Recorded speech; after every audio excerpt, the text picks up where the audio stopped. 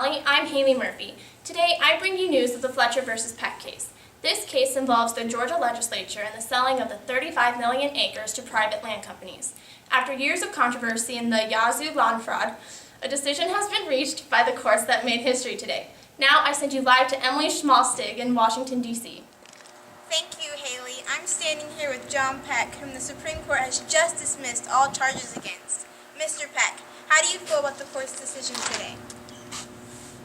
Well, Emily, I'm pleased with the court's decision. Clarification and justice has been a long time coming. Over 10 years ago, Georgia claimed this Yazoo land territory, once an Indian reserve, right after the war. Georgia wanted to secure the land, but they didn't have the resources or money to develop it. So from what I understand, Georgia granted the land after being bribed and swayed to 4 land companies. This was in 1795. I acquired the land in question that I later sold to Fletcher legally through a contract from Georgia legislature that same year. How was the Georgia legislature bribed?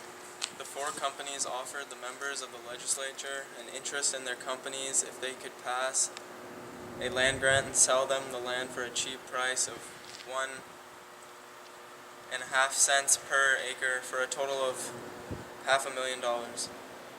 By making sure they had inside men in the state legislative, they assured the grant was passed. Now these investors knew that the value of the land was going to rise considerably since Spain had just accepted the northern boundaries of Florida with Georgia. There was lots of money to be made by reselling this land for profit. Do you feel you wronged Mr. Fletcher? Not at all. I sold 15,000 acres for a fair price of $3,000. I had the legal right to sell this land because I bought it with legal contract from the state of Georgia. How do you feel about the cheap land prices the government sold the land to the land companies for? I am pleased the government offered such low prices so many speculators like me could afford to buy land and help develop this raw land for Georgia. Thank you, Mr. Peck. Now I'm sending you back to Haley at the field desk with Mr. Fletcher. This is Emily reporting back from Channel 5 in Smithson Valley.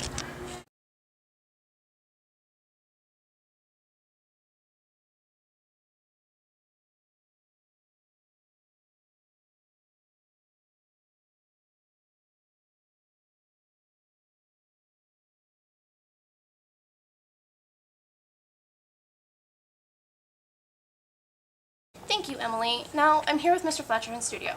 Mr. Fletcher, how do you feel about the Supreme Court's decision in your lawsuit against Mr. Peck?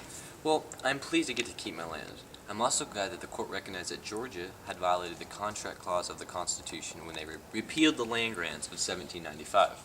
As you know, I was not able to sue the state of Georgia under the new laws, so I had no choice but to bring my case against Mr. Peck. But I'm little disappointed that the courts did not acknowledge the fact that Peck lied to me in promising that he had good title to the land. Now, why do you think he lied to you? Well, Mr. Peck knew the land deal he made had been the year after his land acquisition in 1795. When I asked him outright if the title was good, he lied. He openly did not disclose to me the problems with the land.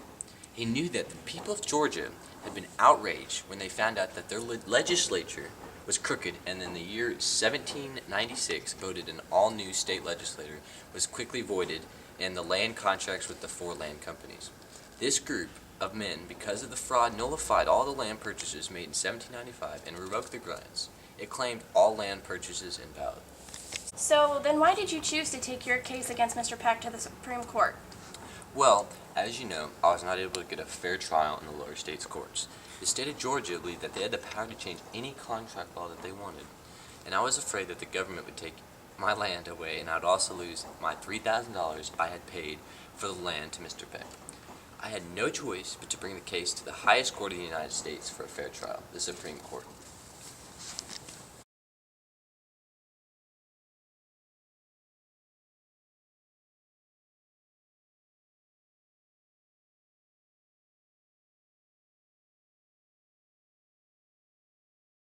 Thus fell outside the original fraud that the Georgia legislature sought to undo in its repeal. When a law is in its natural contract, when absolute rights have vested under that contract, a repeal of the law cannot divest those rights. That is why this suit against Peck was dismissed and Georgia's laws repealing the grants struck down. Georgia violated the contract clause of the Constitution when it repealed the grants. The court agreed that the fraud underlying the grants was deplorable, but it rejected Fletcher's argument that Georgia had the sovereign power as the agent to the people to repeal this act of corruption. I believe we will see a reduction in states' power toward land scandals. Companies will have greater range on land deals, and states will not be able to pass laws that affect your land contracts.